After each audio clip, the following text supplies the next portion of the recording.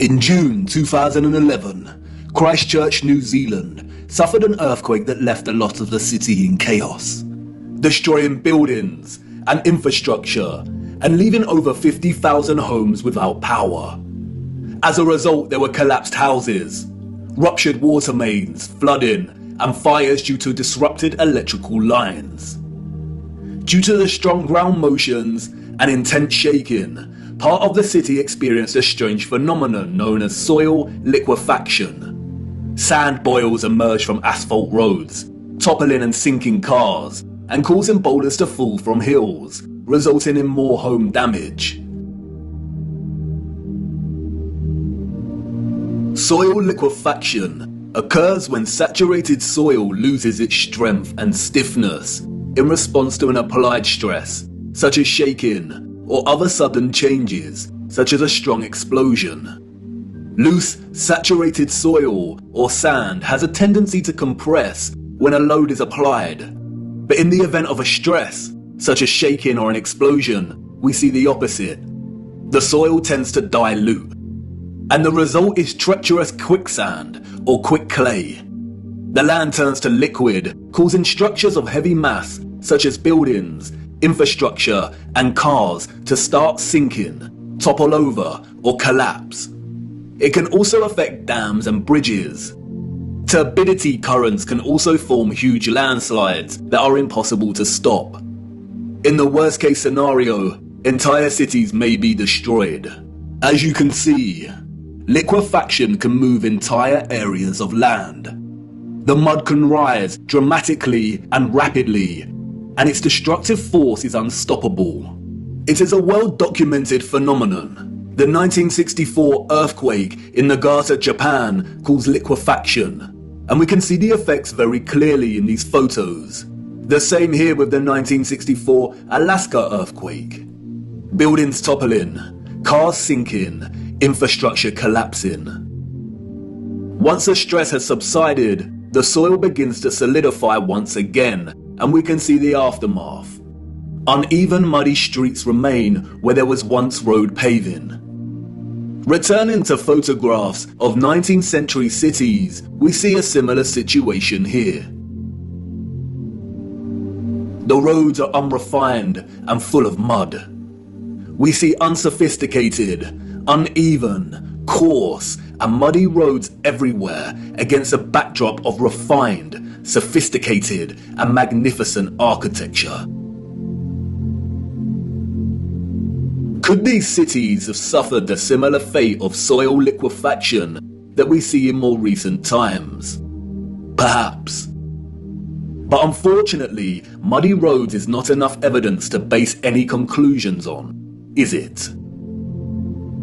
Children ask the most vital of questions, and adults, in their foggy stupor, usually provide the most unsatisfactory answers, often regurgitating learned nonsensical information that leave the child's imagination unfulfilled.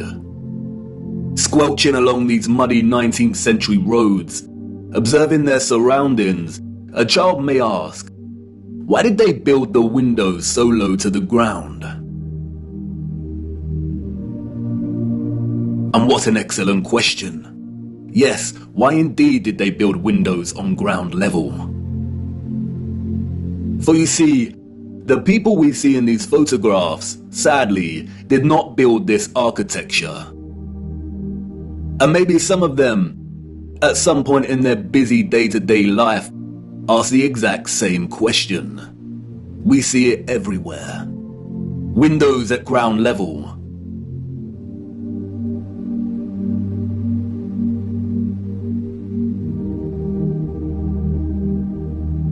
Windows partially below ground level.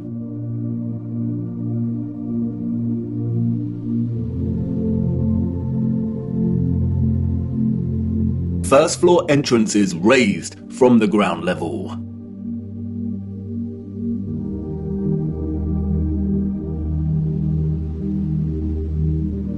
Steps leading down to entrances below ground level.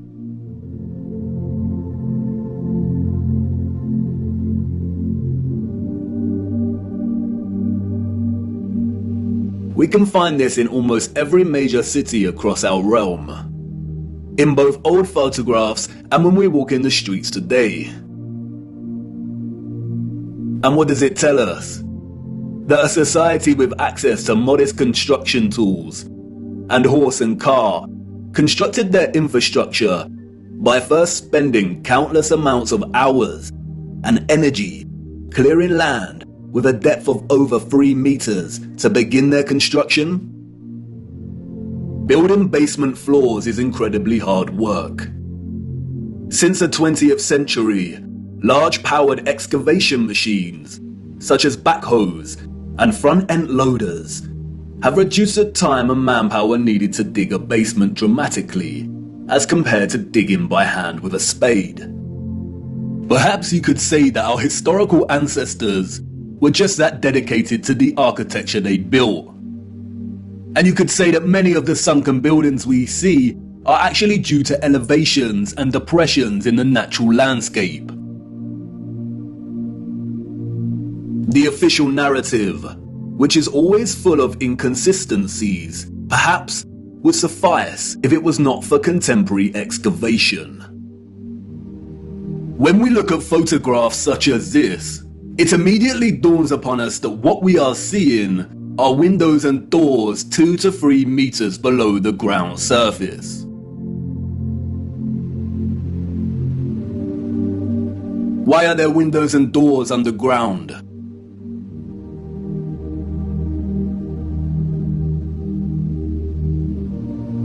What is this that we see in our cities? Natural soil accumulation over time? Geologists have never been able to ascribe a consistent value to worldwide natural topsoil accumulation, because it is impossible. Some regions of our realm experience consistent topsoil accumulation, whereas other regions actually experience consistent erosion. Many historians and archaeologists have noted that many cities over the centuries have been destroyed through war and natural phenomena such as earthquakes, volcanic ash, and flooding.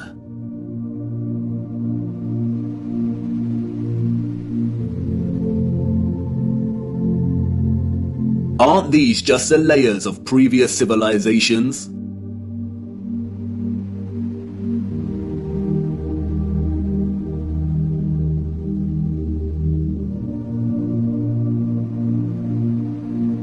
No, they are not. We see over and over again whole floors of buildings consistent with the architecture existing above the layer of ground.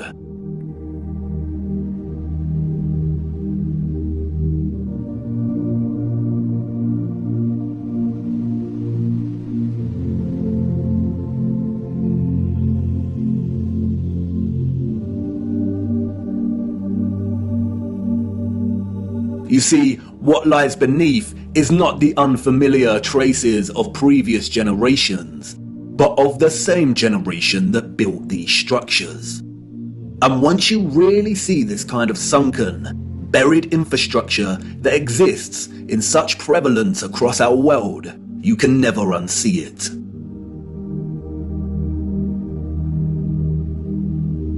We see that the foundations of old churches are actually the original first floors, with consistent entrances and windows.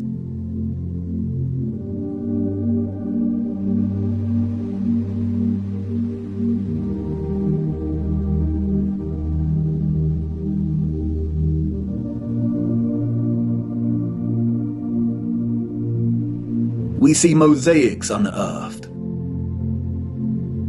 We see pillars, columns and arches that were originally much larger, and it was the layer of soil that reduced their size, as if they weren't big enough to begin with.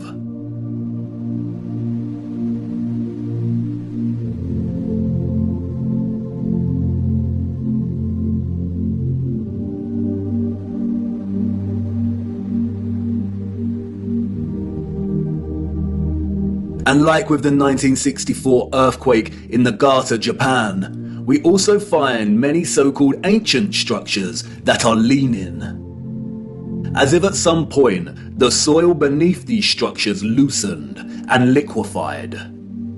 We have the Sahersen Church Tower and Our Dear Lady at the Mountain Church Tower in Germany, the Tiger Hill Pagoda in China, the Leaning Tower of Neveyansk in Russia, the Leaning Temple of Huma in India, Oudkerk in the Netherlands, the Tower of Zaragoza in Spain, and, of course, the Tower of Pisa. The official liars of the world try to justify the buried and tilting structures we see, filling our heads with stories of antiquity and ever-changing geology. But it becomes trickier for them when we turn our attention to America. If we are to believe their narrative, then all of the buildings we see in 19th century photographs of the burgeoning American cities are newly constructed.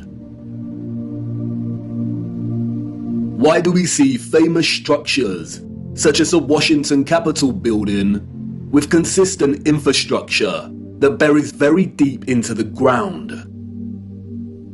And again, the inconsistencies do not add up. Why would an underdeveloped people waste resources, energy, and time constructing the foundations of the Capitol building to be consistent with the column style we find above the surface? The foundations did not have to feature columns. Columns, we are told, are a stylistic choice, not a functional one. So why would they do this? In a nutshell, they wouldn't.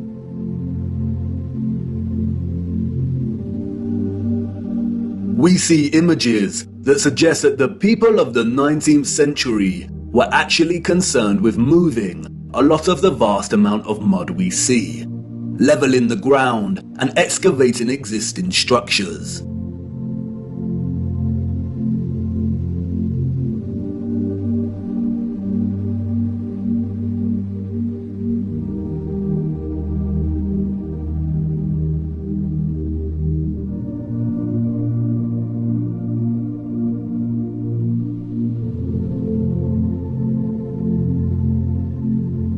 The consistency and prevalence of buried architecture across our realm indicate that whatever happened was a worldwide event, despite regional differences in natural topsoil accumulation and erosion. And there is no official narrative explanation that justifies the buried architecture we see. No explanation provided to justify the amount of mud we see in 19th century photographs of our cities. On the roads, mud piles from clearing, the roads uneven, the land ravaged, but the architecture grand, perfect, and intact. Applauded by literary scholars for his use of fog as an opening simile and metaphor to paint a portrait of London as a corrupted hub amidst burgeoning industrialization, many often overlook that Charles Dickens's 1852 novel Bleak House actually opens with a different image. London, Michaelmas term lately over, and the Lord Chancellor sitting in Lincoln's Inn Hall. Implacable November weather, as much mud in the streets as if the waters had but newly retired from the face of the earth. Liquefaction caused havoc across Christchurch and the Garter. But these were isolated earthquake events, and only portions of each city were affected.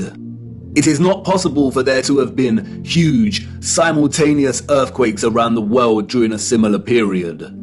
Or is it? Even Wikipedia tells us that liquefaction can occur naturally or artificially, from an earthquake or other sudden change in stress condition. Even if this was the case, we do not see the same structural damage to the buildings in the 19th century like we do in cases such as Christchurch and the Garter. Most of the buried architecture we see is intact. It is either sunken or the ground level has been raised at least 3 meters, sometimes in a uniform manner, and other times partially buried in rolling mud hills, as if there were huge landslides.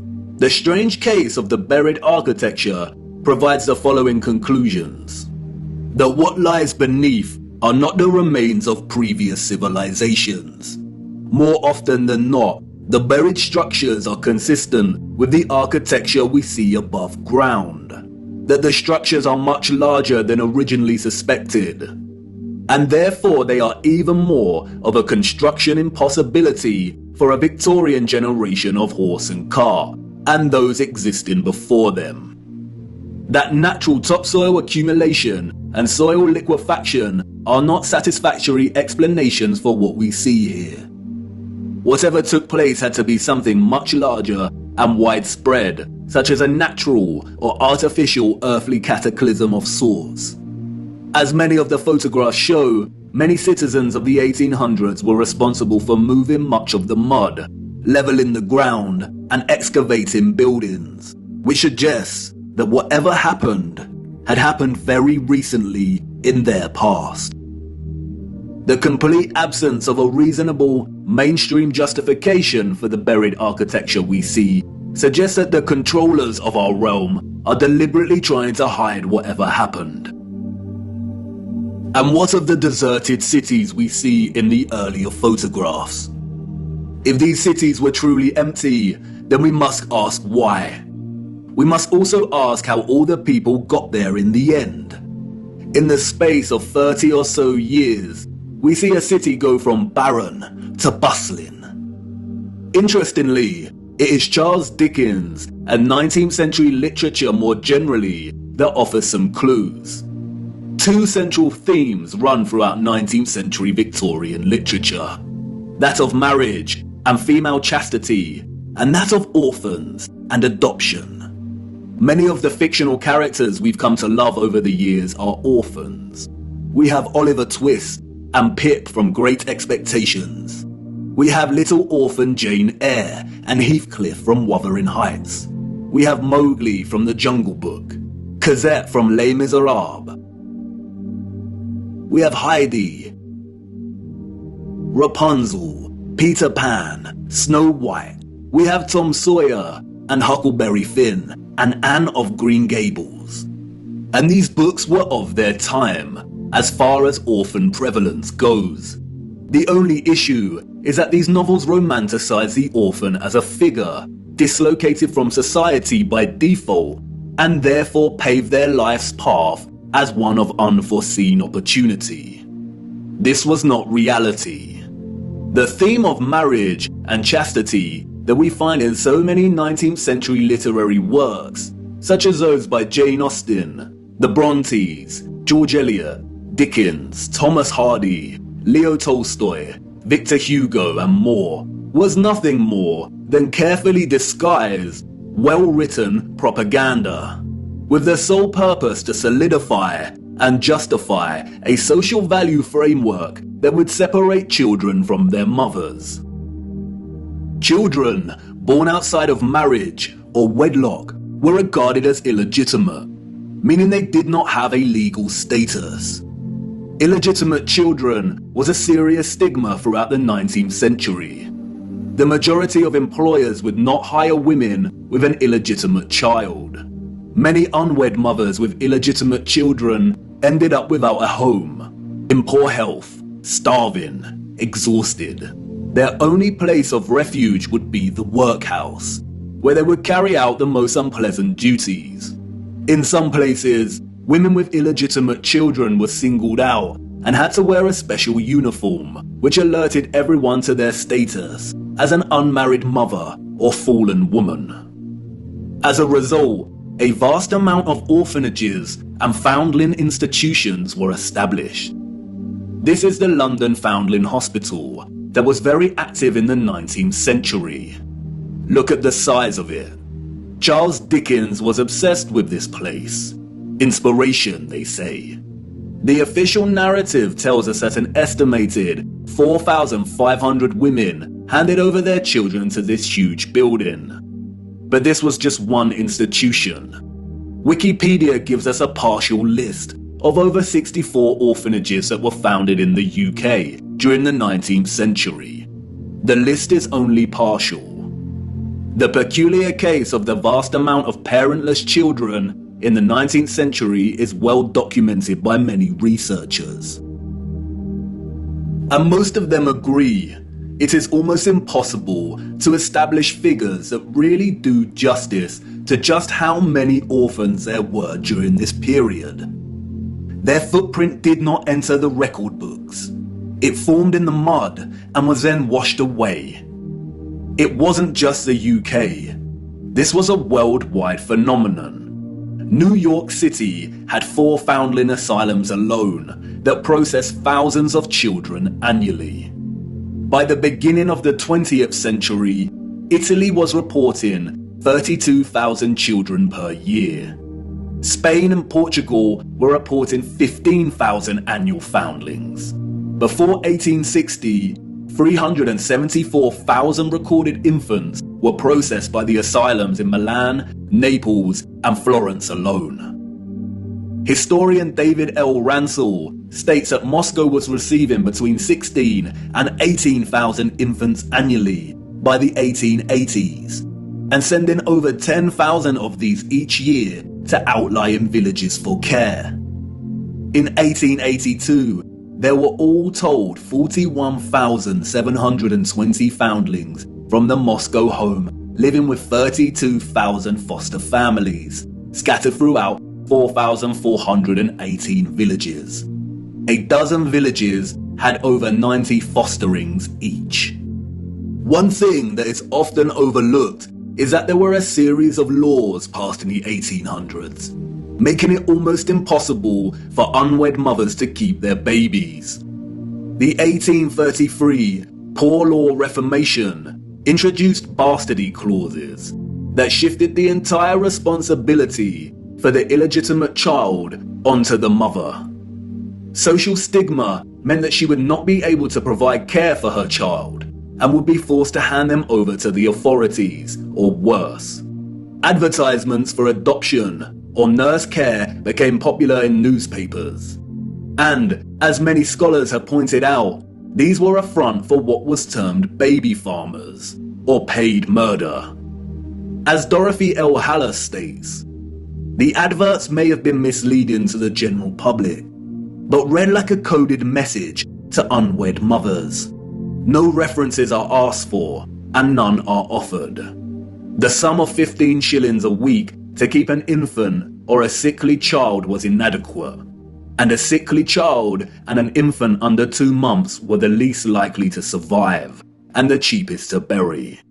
Infants were taken, no questions asked, and it was understood that for £12 no questions were expected to be asked. The transaction between the mother and the baby farmer usually took place in a public place, on public transportation, or through a second party. No personal information was exchanged.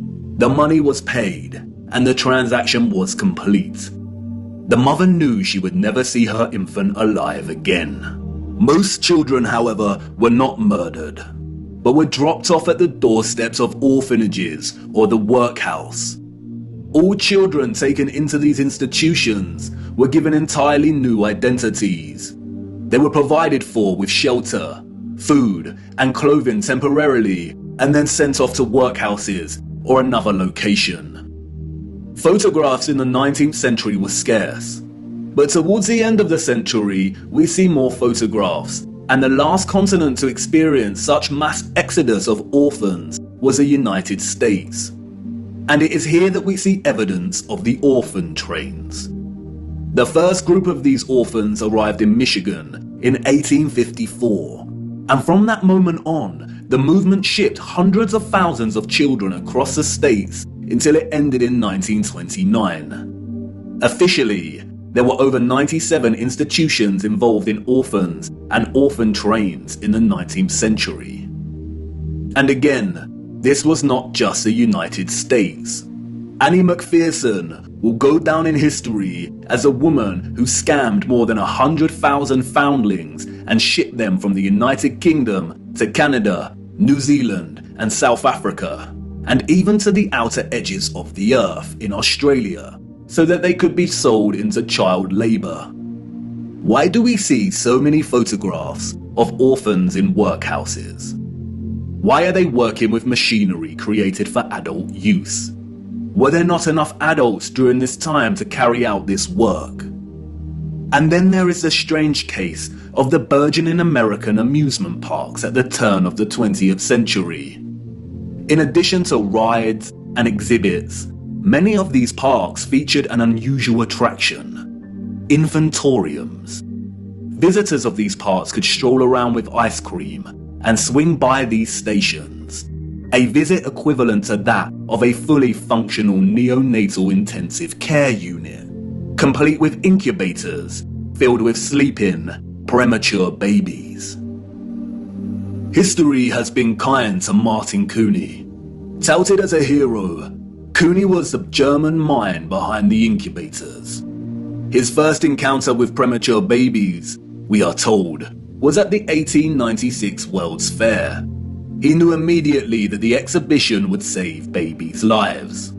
The technology to keep premature babies alive was expensive, and he knew the public would pay to see the babies in incubators. He would charge an entrance fee at the amusement parks to generate funds to help these babies live. Nurses tended to the babies as an enraptured public looked on. Like any other amusement, the premature baby exhibits included carnival barkers who tried to lure the public to come and see the babies. I don't know about you, but I find something very off about these incubators. Advertised as featuring living babies, a lot of the fairs where Cooney showed his babies also featured eugenics exhibitions. Eugenics is a field of corrupted pseudoscience that endorses selective breeding to improve the genetic quality of the human population. Eugenics was inspired by Darwinism and was a driving ideology that fueled the Nazis.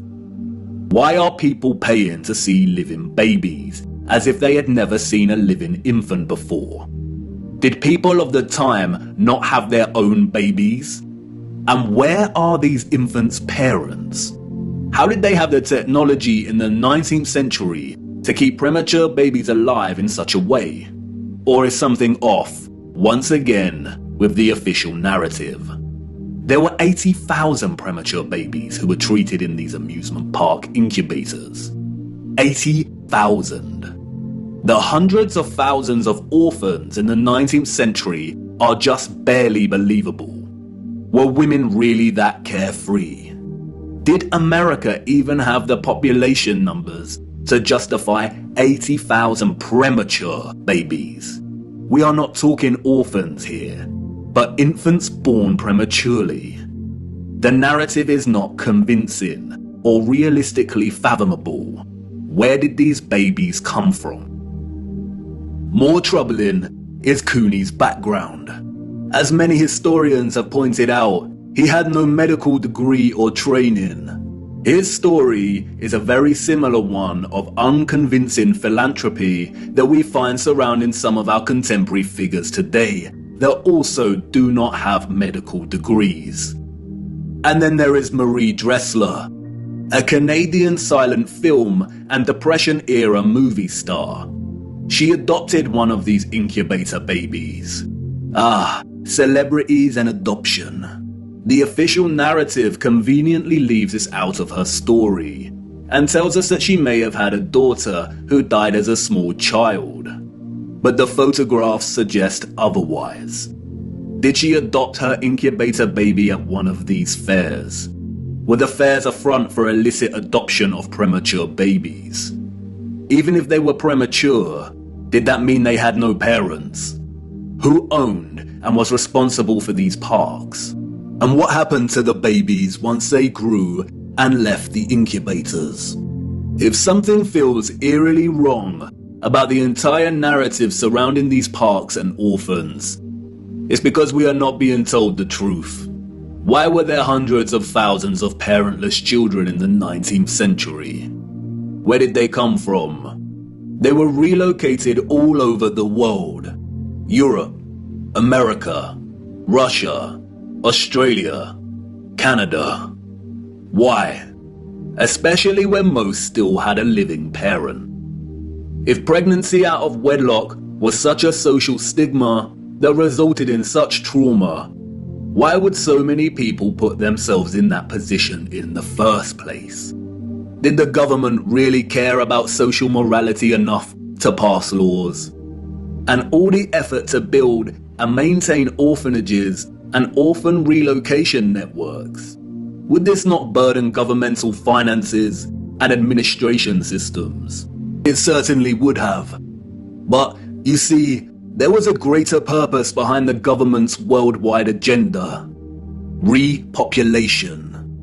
The social narrative of chastity was nothing more than propaganda and justification for stealing children. The reason we see empty cities in the early 19th century is because they were in fact empty, void of population. And the reason they are bustling 30 years later is because orphans were shipped into these cities to repopulate them. You see, in the early 19th century, there was a worldwide reset of sorts through depopulation and then repopulation. The people we see in these photographs did not build this architecture. They inherited it, along with a lot of mud. Not only did they inherit it without a clue as to what it actually was and who it belonged to, but they were unknowingly complicit in repurposing pretty much all of these structures. I know, none of this is making much sense at the minute. You are probably wondering why on earth these cities were empty and full of mud. What happened that meant governments needed to repopulate the earth? And I know what you're thinking. This is all very intriguing, but what does this have to do with flat Earth? You want to know more about the firmament, the sun and moon, and our stationary plane. Do not worry. Everything will become clearer as we continue our journey. The prevalent evidence of buried infrastructure, coupled with deserted cities and a burgeoning industry of orphans, is just a start. These are all necessary clues, hinting at some kind of cataclysm, but the real story hasn't truly begun yet. The stage had to be set first, and now it is ready. And even if you cannot see it yet, I know you feel it, viewer. The deserted cities, the buried architecture, and orphans all signal a looming darkness. There is a great black cloud in front of us, and I won't lie, we are heading right into the heart of it. And like I said before, we do not have much time. Come on, it's time for me to honor my promise and take you back to the future.